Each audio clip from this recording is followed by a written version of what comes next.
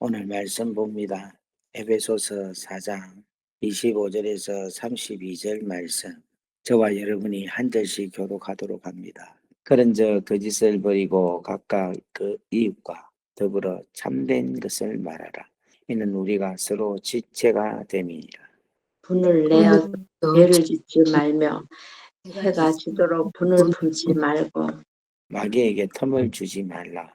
도둑질하는 자는 다시 도둑질하지 말고 돌이켜 가난한 자에게 구제할 수 있도록 자기 손으로 수고하여 선한 일을 하라.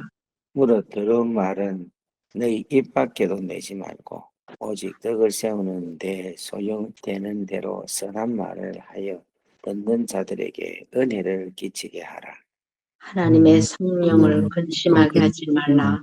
그 안에서 너희가 구원의 날까지 인치심을 받았느니라.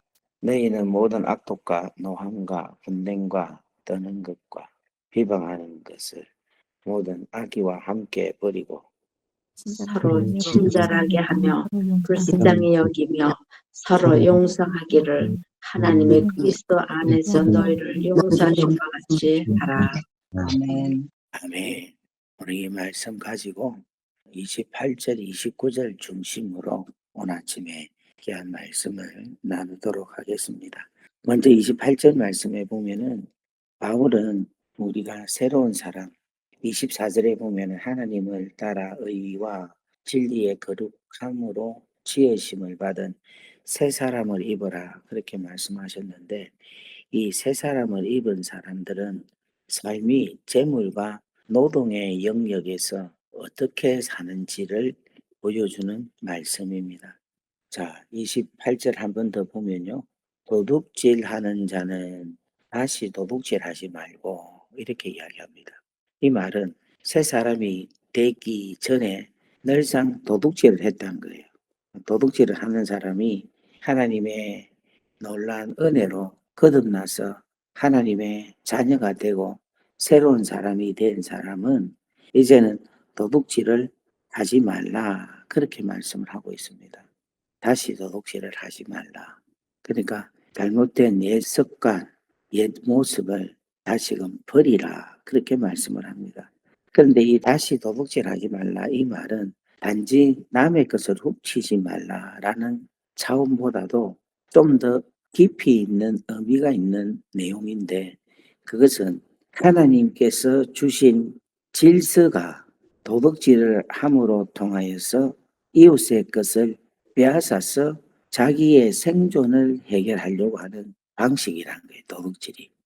그러니까 하나님의 창조적 질서 가운데서 종신토록 스스로가 땀을 흘려서 그 수고로 양식을 먹어야 되는데 이 하나님께서 원하시는 그 방법을 따르지 아니하고 그냥 옆에 있는 사람 만들어 놓은 소산을 훔쳐 가지고 빼앗아 가지고 자기의 생존을 해결하려고 한다는 것입니다.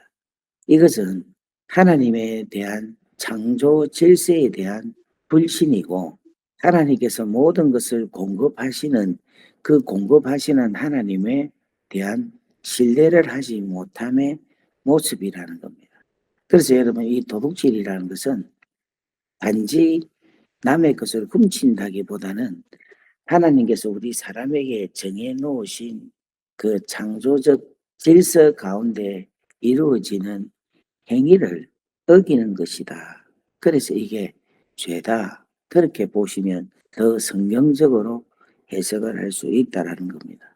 그래서 사랑하는 여러분, 우리 뭐 다 도둑질 안 하죠. 도둑질 하는 사람 없죠. 저도 제 인생에서 도둑질 하는 게 오늘 아침에 제가 묵상을 하면서 내가 언제 도둑질 했나 생각을 해보니까 어릴 때 우리 할아버지 지갑에서 도둑질을 한 적이 있는데 그래갖고 혼이 나고 한번 그런 적이 있지만은 그 이후에 크게 뭐 도둑질한 적은 없는 것 같아요.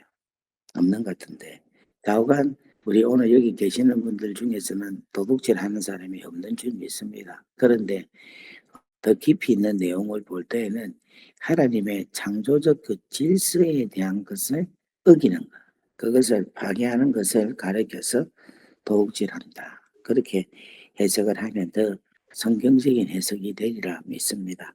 그런데 뿐만 아니라 가난한 자들을 구제할 수 있도록 자기 손을 수고하여 선한 일을 하라. 그러니까 도둑질 하지 마라. 라고 말씀도 하고, 그 다음에 오히려 수고해라. 라는 겁니다. 자기 손으로 수고하여 뭐 하기 위해서? 선한 일을 하기 위하여서 수고해라. 그렇게 말을 합니다. 이 수고하다라는 말은 헬라 말로는 피곤해질 정도로 아주 애쓰면서 노동을 해라 이 뜻입니다. 그래서 이 노동이 저주가 아니라 하나님께서 우리에게 주신, 어떻게 말하면 창조 질서 안에 주신 선물이다라고 우리가 이해를 할 수가 있습니다. 창세기에서는 하나님께서는 우리 인간에게 일을 맡기셨습니다. 타락 이후에도 노동 자체가 사라진 것이 아니라 이 노동에 대한 부분에 대해서 우리 하나님께서 잘 언급을 하고 있습니다. 그런데 이 노동이 목적이 자기 자신을 위해서 노동을 해서 소산을 얻어서 부를 이루어라 라는 관점보다는 궁핍한 자에게 나누어 주기 위함이다 라는 거예요.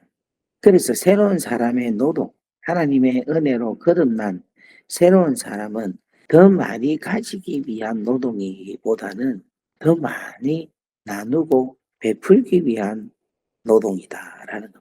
이 말은 좀 더 구체적으로 이야기하면은 내가 나누고 베풀기 위해서 노동을 한다라는 말은 공동체 안에 있는 사람들에게 더불어서 잘 살 수 있게 하는, 공동체를 살리기 위한 사람을 가리켜서 오늘 이 말씀입니다. 가난한 자에게 구제할 수 있도록 자기 손으로 수고하여 선한 일을 하라. 그렇게 말씀을 합니다. 그래서 예전에 여러분 이런 이야기 들어보셨습니까? 김동호 목사님, 우리 코스타 강사로 함께 우리 사역을 했던 김동호 목사님께서 하시는 말씀 중에 우리 학생들에게 이런 이야기를 합니다. 공부해서 남 주라. 남을 주기 위해서, 남에게 좋은 것을 주기 위해서 열심히 공부해서 실력을 쌓아라. 그렇게 이야기를 해요. 그렇게 실력을 쌓아서 남을 주기 위해서 그렇게 실력을 쌓고 열심히 공부하면 하나님이 은혜를 주셔서 너의 삶을 축복되게 하여 사람, 공동체, 교회를 풍성하게 어려움 없이 만들고 그러한 일로 인하여 하나님께 영광을 돌리게 하라. 그런 말씀을 많이 하셨습니다. 그래서 공부해서 남 주자. 열심히 살아서 남을 주자. 남을 주기 위해서 최선을 다한 삶을 살자. 그렇게 살면 아름다운 삶이 된다. 이렇게 말씀을 많이 정말 코스닥 학생들, 청년들에게 엄청나게 가르쳐 주었습니다. 오늘 사랑하는 여러분, 우리가 정말 이 땅에서 수고를 하면서 살아가는데 오늘 여러분들이 한번 생각을 쭉 한번 바꿔 보십시오. 우리 가정의 부를 위하여, 우리 가정의 안녕을 위하여서 수고를 하는 것도 귀한 일이지만 나의 수고와 내 자녀들의 실력을 쌓고 미래를 위하여 비전을 갖는 것이 다른 사람을 위하여, 선한 일을 위하여. 이 선한 일이라는 것은 하나님의 영광을 나타내는 일인데 그 일을 위하여 수고할 수 있는 그러한 귀한 삶이 우리 인생 가운데 이루어진다면 그 인생은 정말 값진 인생이 아닐까요? 그 인생은 정말 귀하고 소중한 인생이 아닐까요? 여러분 자녀들을 그렇게 교육을 시켜서 정말 자기 자신만을 위해서 사는 것이 아니라 가난한 자, 힘든 자, 연약한 자에게 도움이 될 수 있는 그러한 귀한 인생이 되기를 주의 이름으로 축원합니다. 그 다음 29절 말씀을 보면은 새로운 사람, 새 사람, 거듭난 사람은 입술이 변화를 받는다라고 말씀을 합니다. 오늘 29절에 보면 더러운 말은 너희 입 밖에도 내지 마라 이렇게 말씀을 합니다. 근데 여기서 더럽다라는 말은 여러분 생선이 썩으면 너무너무 냄새가 안 좋죠. 아주 그 막 비리고 막 꿉꿉하고 너무너무 안 좋은 냄새잖아요. 근데 여기서 더럽다라는 말은 이 생선이 썩는 냄새, 생선이 부패되어서 도저히 먹을 수 없는 그런 상태를 가리켜서 더럽다 이렇게 표현을 합니다. 그래서 이 말은 단순히 우리가 생각하는 욕을 하고 거친 표현으로 말하는 것이 아니라 공동체 안에서 사람들을 낙심하게 만들고 관계를 무너뜨리며 믿음을 약화시키는 썩은 말을 가리켜서 이 썩은 말을 하지 마라. 더럽게 하지 마라. 더러운 말을 네 입에서 입 밖에도 내지 마라. 그렇게 말씀을 합니다. 여러분, 우리 예수님은요, 이 말이 어디서 나오느냐 하면은 마음에서, 가슴에서 나온다라고 말씀을 합니다.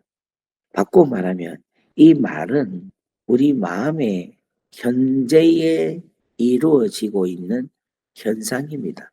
현재의 주소입니다. 그래서 우리 입에서 부정적인 말이 나온다. 우리 입에서 정말로 공동체를 파괴하는 말이 나온다.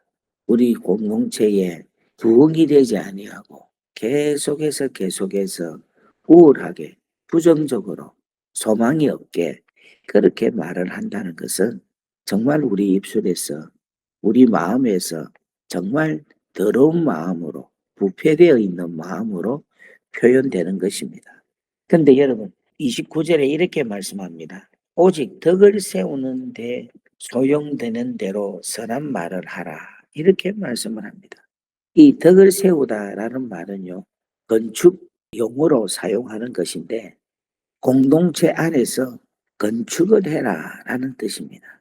한마디로 말해서 우리가 덕을 끼치는 말을 주고받고 하면 이 교회가 하나 둘씩 세워져 간다라는 것을 말씀합니다. 그래서 여러분 우리의 말로 인해서 부패되어서 공동체가 무너지느냐 아니면 우리의 말로 인하여서 덕을 세워서 공동체가 계속해서 살아나느냐. 여러분 이것은 말로 인하여서 결정이 난다는 것입니다.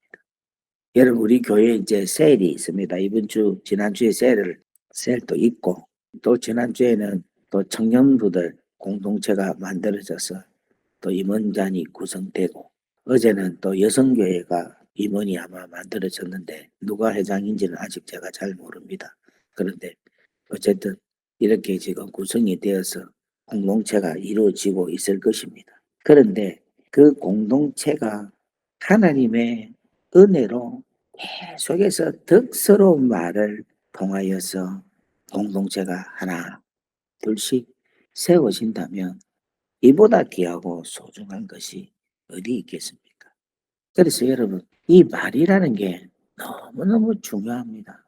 아무리 밥을 사주고 좋은 일을 해도 이 말이 덕을 세우지 못하는 말을 한다면은 사람들에게 은혜가 되지 않습니다.